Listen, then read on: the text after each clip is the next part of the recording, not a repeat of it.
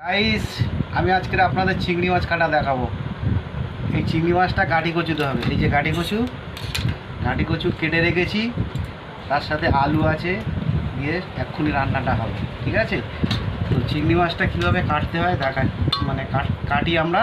তো দেখুন, এই যে কাঁচি দিয়ে মাথাটা কাটলাম, মাথার যে ময়লাটা ফেলে দিচ্ছি।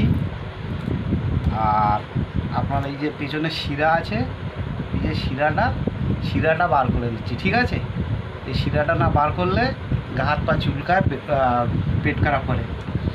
তো ভিডিওটা করছি আপনাদের জন্য, আমার একটাও ভিডিও নেই।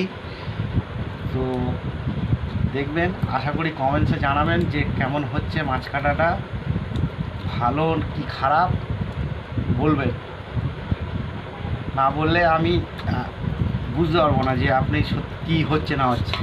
ঠিক আছে, চিংড়ি মাছের মাথা খাচ্ছি, বুঝলেন তো। মাথারে ঘি আছে, মানে ঘি বলতে গু।